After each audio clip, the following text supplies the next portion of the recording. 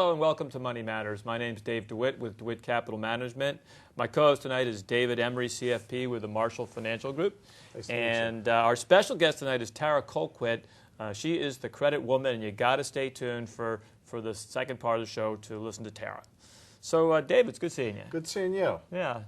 So here we are in the midst of a period of time where things are changing all the time, and but one of the things that I know that you specialize in is people's lives when things get rough, right. And your specialty, or one of your specialties, aside from helping with college education planning, is helping people get through divorce. That's absolutely right. I mean, in today's day and age, the statistics are that about 50% of all couples end up in divorce, which is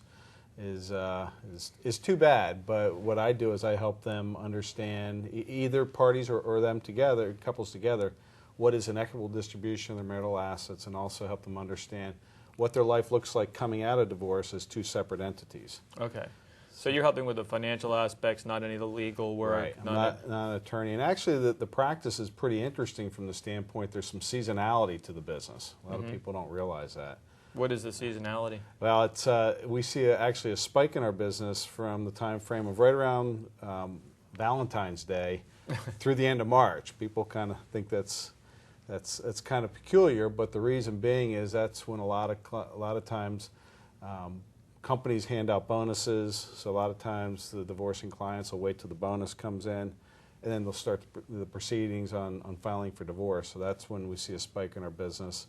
And then the other time is when right around the beginning of the summertime, where a lot of times divorcing clients, they'll want to know where their kids will be going to school in September, so they start the process about that time too. So they're trying to time it so when the kids are back at school that things are... That's right, are settled, they get family life back to normal and move on. So how would somebody find out about you, or how do you help them actually? That's well, I pretty much help them anywhere in the process. A lot of times they'll come to me at the beginning, but sometimes it'll be after they've retained an attorney. Attorneys will oftentimes realize that there's some liability associated with figuring out the financial side of things, so they'll solicit a professional like myself. I have a designation where that's all it focuses on, a financial designation. It's a certified divorce financial analyst. And really in that role, it's a very specialized training to help with divorce. It's kind of a piece of financial planning, which we do also. So, but one of the big areas that is more and more times difficult or more challenging to understand is, how do they generate income? And I thought, I might see if you have any information on something like that. So you're saying, like, once they've split up the assets and now people are going their separate ways, right. What would they do for income? Right. That's a very good question, because in today's environment, we have a very low interest rate environment. Right. The yield on the 10-year Treasury is probably in the 1.6 to 1.8 right. range, and so to get absolute security and safety, it's tough to live on 1.8%. So people are looking at other areas, and they could look at preferred stocks. They could look at exchange traded funds that right. invest in dividend paying common stocks, or actually go overseas and invest in a portfolio in the form of an exchange traded fund that invests in foreign securities that invest in dividend paying common stocks. Or another alternative is to invest in junk bonds. Yeah. Those are bonds that are rated lower than BBB minus. So there comes some risk there if the company weakens or something right. happens in the economy where things weaken. Another area is master limited partnerships, which are basically energy infrastructure, and they're the companies that own the pipelines that cross country, and they pay about between 5% and 6%, and have a history of raising those distributions right. every year. So, but it's not like it was back in the 1980s when That's for sure. when interest rates were at 18%, yeah. and money market rates were 18%. Today we're at 0%. Right. And everything's switched. We've gone from 18% mortgages and 18% return on bonds to zero return, basically, right. and zero return on it. So investors are being forced, because of this low interest rate environment, federal policy, Fed policy of keeping interest rates low, and the Federal Reserve's dictate to get the unemployment rate down to 6.5% is going to require, that they keep interest rates low for quite some time. Right. But then the question is, when do interest rates go up? So yeah, when interest rates go up, then what's that? How is that going to impact like the bond people that are putting all their money in bonds?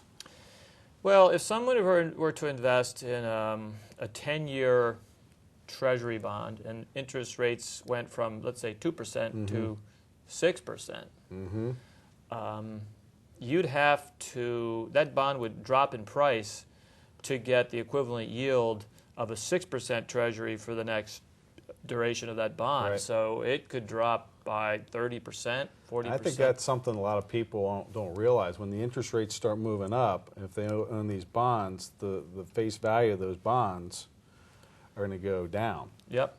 And I think a lot of people think that bonds are very secure, low risk, low volatility. And the one thing they overlook, I think, a lot of times is what happens with interest rates. Yep. I mean, it's not so much a set it and forget it. You certainly have to be monitoring these things. Yeah, and I was listening to the president of Goldman Sachs today. And everybody's got their eye out for when do interest rates start to go back up, and Right. it may not be this year, but maybe it's next year. Nobody can. I guess the point is it's not a question of if, but when. Exactly. So, well, getting back to your practice, Sure. When you're counseling somebody who's going through a divorce, what are the how do you put those puzzle pieces together? How do you help people? Yeah, it's a lot of times people don't realize. I guess one of the big areas that we help people in is understanding what different assets are worth. And what I mean by that is a lot of times people overlook the tax impact. One of the examples I use is if a couple has a $50,000 IRA and a $50,000 in cash, those two assets are valued very differently because the cash, there's no tax impact associated with it. The IRA, that has never been taxed. So we help people understand what is equitable, what is fair between choosing different assets. And it's also based on their lifestyle moving forward. We help them with understanding cash flow planning. As you're a family together, that's one set of cash flow, but then when you split up, understanding each entity's income producing capabilities, lifestyle, things like that, we really help them work through all those details. We're almost like, I'd say what the biggest benefit that we bring to clients is we're basically a financial consultant through the whole process, because typically I find in a relationship you have a dominant financial spouse and a non-dominant financial spouse. And the non-dominant financial spouse really needs help understanding what they're getting themselves into and understanding what to expect coming out of divorce. So that's we really help them on all the different financial decisions, whether it be tax, cash flow, insurance, investments, all of them moving forward. You only really have one time to do it right, because do you ever have clients come to you and after you explain what the financial impact is going to be, they decide that it's better to patch things up and not get divorced? Have you ever seen that happen? I think pretty much by the time they come to me, they've pretty well resolved themselves that they're going to get divorced. I mean, Okay. I thought that would happen a lot. I thought there would be a lot of emotion tied to it. I thought it'd be a very emotionally draining practice, but it really hasn't been that way. By the time they've come to me, they've kind of resolved themselves. They just want to make sure things are done correctly in a fair manner. Okay. So good. Well, it's good to know that there's somebody to help people through this process. That's right. Now we've come to the part of the show where we have a question from one of the watchers of the show. So this question comes from Robert Barton of Ardmore, and he says, "What are a few good tips that people should know in planning for retirement?" Boy, that's a great question to ask. I'd say one of the big areas that I see people overlooking or requiring more help is with regards to Social Security planning. A lot of times people say, well, I can take it at age 62 or 66. I don't think that a lot of times people realize the value of Social Security if you wait longer than normal retirement age. If you wait past normal retirement age, each year you wait, that benefit goes up by approximately 7% per year. And the other thing is that Social Security, unlike a lot of pension plans these days, gets adjusted for inflation. So if you wait past normal retirement age, your benefit keeps going up, and then on top of it, it gets adjusted for inflation too. Right. So understanding that, understanding how the Social Security, your benefit or your wife's benefit, and which benefit to take and when. Even with divorce, that's another thing with the areas with divorce. A lot of times people don't realize with divorce planning, if you get divorced and you've been married to a spouse for over 10 years and don't remarry, you have the opportunity to potentially take a spousal benefit on your ex-spouse. So there's a, it's... You might have to go through with that with me after the show. Yeah. Take a spousal benefit on your ex-spouse. So that's right. Yeah. So I'd say in general, Social Security planning is something that people really ought to take time to really understand their choices before they make their selections, because it is, pension plans continue to become a thing of the past, and this is one of the last kind of income generating vehicles that most everybody has access to. These types of plans are relics. 401ks have taken over. That's right. For private pension plans. Yeah, taking it one step further, just the whole planning of your income going into retirement. The Social Security is one piece of that. Right. How the other pieces of the puzzle fit together, both from income generating standpoint and also the tax impact too. Sure. Well, thank you. That's a good thing to bring to people's attention. Appreciate that. Now, if you have a question you'd like to ask Money Matters, you can send your question to Money Matters at 205 East Levering Mill Road, Bala Cynwyd, Pennsylvania 19004, or you can email your question to moneymatterstv@gmail.com. So now is a time to meet our special guest, which is Tara Colquitt. Tara, good to see you. David. Tara. Nice to see you. Two Davids. Welcome. It's easy. That's right. So when you say, David, I have a question, That's right. We'll both answer. Yeah. Right, like you just spoke together, yes. And you are the credit woman. I'm the credit woman.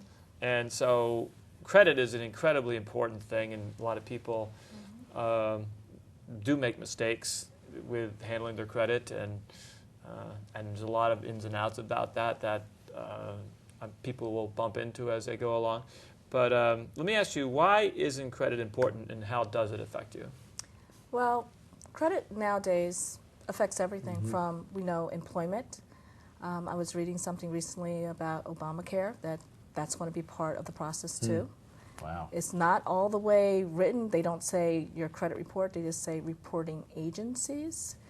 But it's still being put together. Right. So credit is everything. It's insurance. It's dating sites. People ask for your FICO scores now because they just want to know. That's funny. Wow. Yeah, it's funny and God. sad at the same time. Right. So I don't think there's any part of credit that doesn't affect some part of your life at this point, unless you just don't care about it at all. If you just determine it's not part of my life, then it's not important. But for anyone who's looking to move forward, Right. it's definitely a very important part of their life. What is credit counseling? Can you kind of give us an overview of Yeah, that? credit counseling is where I tell you the truth, as opposed to credit repair, which Yeah. I tell people there's no such thing as repair. You have to look at your situation and determine whether I can even help you or whether you can help yourself. So I pre-qualify people. You need income because money got you into the problem and money will get you out of the problem. Right. Whether you didn't understand how you should work with your money, or you lost income, or death, divorce, health issues, Right. or underemployment. Those are the 4 or 5 things that if people who were paying their bills fine, something happened, it's a big blip in your life, you have to have income again, and you're in a storm. And I tell people, if you're in the storm, I can't help you, Right. honestly, and you need income. And that's hard for a lot of people to hear because they're not used to not having income. They're not used to not paying their bills on time. And so when I talk about counseling, I have to make people feel okay with that. It's okay. It's not cancer. Right. You can live with poor credit. You really can. Yeah. Don't take it too seriously. Even though that's my business, it's not cancer. Yeah. You can live through it. So how do you go about improving, helping clients improve their credit? Well, the pre-qualification process is income. You have to have a written spending plan, which is the budget, but budget sounds like diet, and spending plan sounds like you can spend money. You just have to know what you're spending. Right. If you have any of the big issues, IRS, student loans, child support issues, it's government. They're going to get their money. Right. Always. Right. And I could help you do everything else, but if you don't get those straight, you'll never get what you really want. So I always talk to people about that first. They have to handle that first. And last is, what's your big why? So if you really want something, you're going to have to change something. And I get for women love to say, let me tell you the truth. I like to shop. Yeah. Okay, you're going to have to change something. And for men, it's, I like my car. You might have to change something. Right. So if you're willing to change, then I'm willing to help you. I'm willing to counsel you through. Because honestly, I can't do anything that you're not willing to Right. do. Yeah. Wow. Well, it must be. Is it difficult? I mean, how do people find you, or how do you find them? Well, people usually find me through real estate agents, mortgage brokers, because that's the first line of defense when you go to buy a house. What are they going to say? Do you have money, and can you get a mortgage? Is your credit in order? So they're my biggest referral sources. And then previous clients, because they know I'm going to tell people the truth. I can't help everyone. I know I can't. But at least I can tell you the truth. Yeah. And even for people who are unemployed, and once again, if you're looking to get a job, they're going to look at your credit to see whether you should get the job.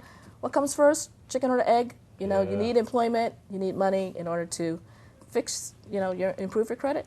So I do tell people you need to look, and you should go to annualcreditreport.com. That's free. That's through the government. And look to see what's on your credit report.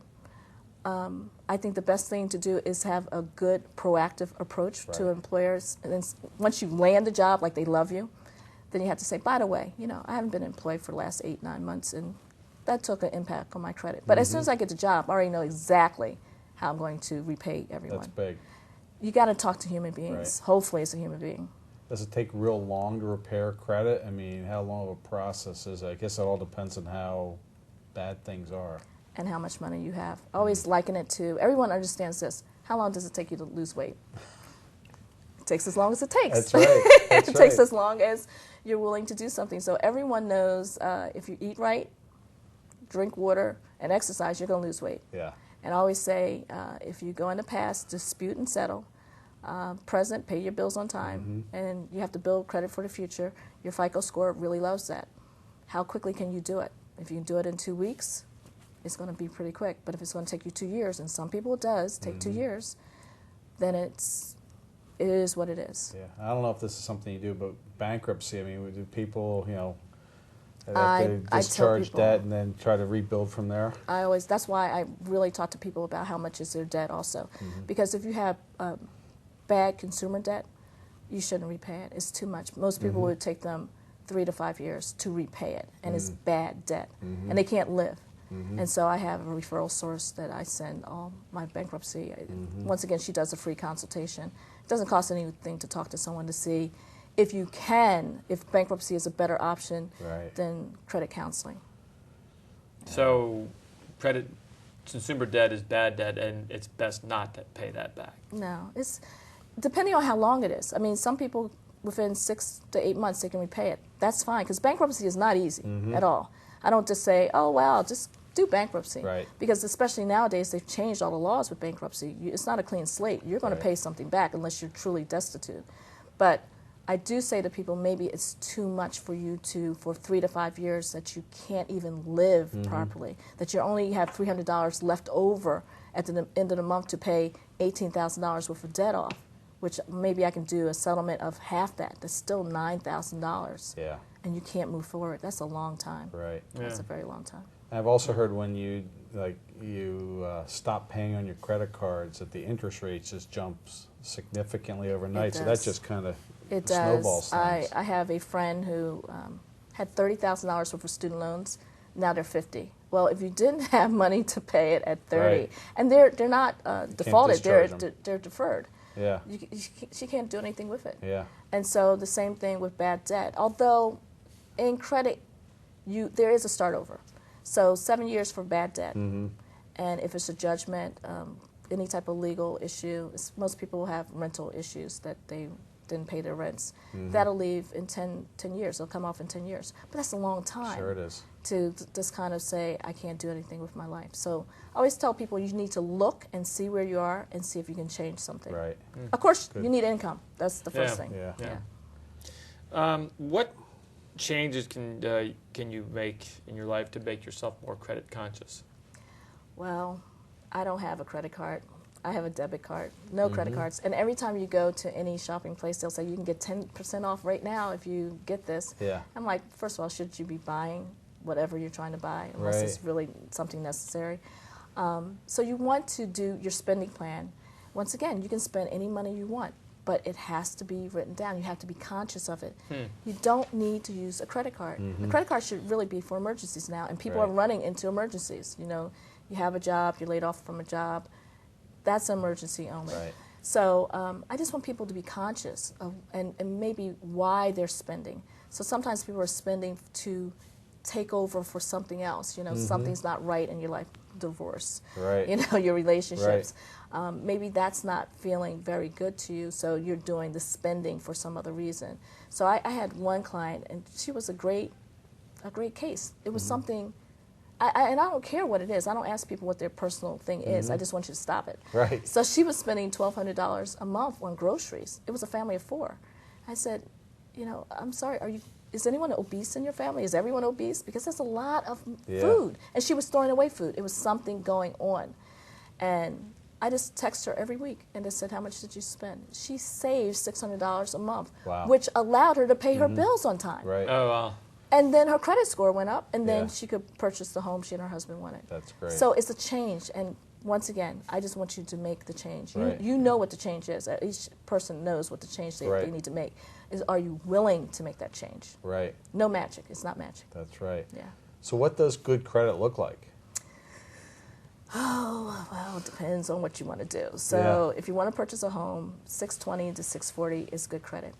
But if you want to go into business, you need 680 or higher because now you're doing a risk, and they want to make sure you're going to repay the monies. So good credit looks like 3 good trade lines, no collection or charge-off accounts, no lates for 12 months. That's good credit nowadays, and that takes time. And that's why when I have clients, they have 1 year's worth of service because I need you to be kind of pristine for 1 year. Yeah. No lates on credit card payments, no late payments on car payments, no late payments on Mortgage, nothing. I set up systems for people, so people sometimes have money, but they forget, or they're running around. I'm like, no, you're starting over now. They don't like any 30-day people are lates. just forgetful, or They forget. Or life gets very complicated. It does. Yeah, I can see how that could happen. So they may have the money. I've heard a lot of times where people have the money, but they're just not paying attention. They're not paying attention. So always tell people you need to be 30 days ahead. So it's May now. You should be ahead paying June bills, not May bills. Of course, that takes income again. Right. Always be 30. And then, therefore, you can't be 30 days late because now you have 60 days, really, to go forward. Right. Wow. So how do you select a company to assist you? Well, you should select me, of course, because I'm Absolutely. right here, right? That's right. But I always say to folks, you should know exactly what someone is giving you. So I have people sometimes that they're like, I don't know what they're doing.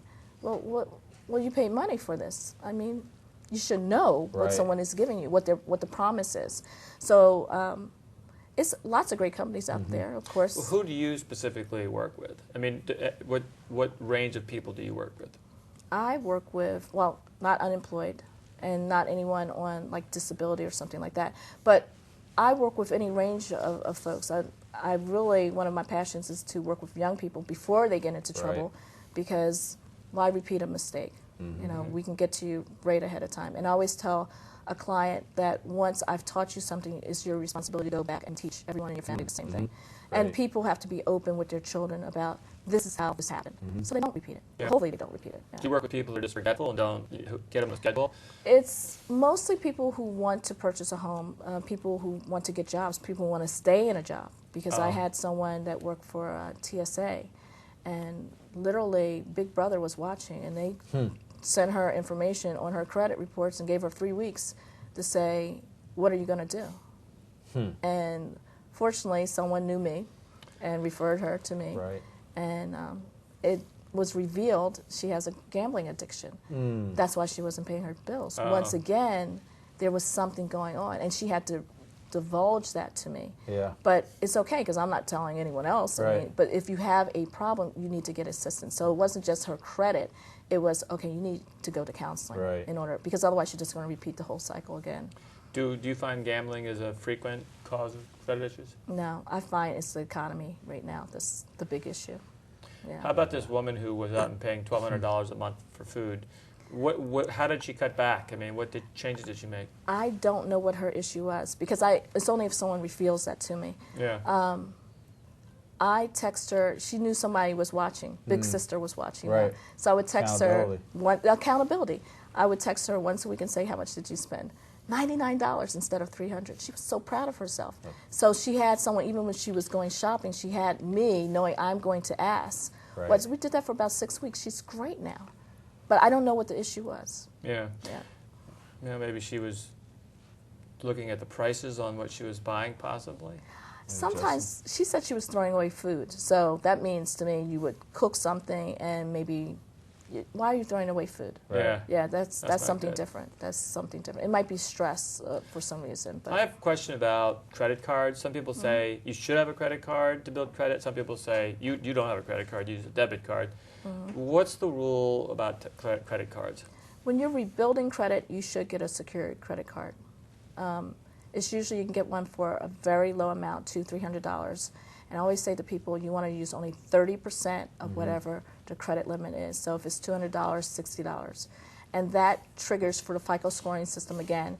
It triggers like you're using credit, but you're not abusing credit. Paying it back. Yeah. And so a lot of people say, I don't like using credit cards at all. But it's a system and it's a game, and you have to play the game. Yeah. You have to play it. So you would say to rebuild credit, get a credit card and only use up to 30% of your credit limit and pay it off every month on time. On time. Not pay it off all the way. You want to keep a little bit of a balance on there. Yeah. You do? Yeah. Just a little bit. Balance each month. Yeah, $10, $20. It's just how they're going to, the FICO scoring system. It's So just in how other it words, if you have a credit card and you owe $500, you pay $450, Yes. you keep $50 on there. Yes. It's not bad to pay it off. It's never bad to pay something off, but if you want the best FICO score, That you want to do juices that. it up, huh? Yes. Wow. It does. That's interesting. Interesting. Yeah. And don't close out outstanding credit cards now, because Yeah. when they close it, when someone closes, it looks like there's a problem. When there's not a problem, you might say, I just don't need 10 credit cards anymore. But Right. now I'm just like, put them to the side, unless they're charging you money each year a to yearly have them. fee, yeah. Yeah. So that's it. Interesting. Interesting. Yeah. Well, thank you for coming on. Thank you. It's been Very a pleasure. interesting topic. I'm sure it's with the economy, it's been very busy. It's busy, but like I said, I try to tell people the truth. Sometimes they're just not ready yet. Yeah. Well, thank you. Thank you. Thank you for watching Money Matters. Next week, our guest is going to be Thomas Gaggerty. He is with the Citadel Credit Union. So, thanks for watching Money Matters. Have a pleasant rest of the day.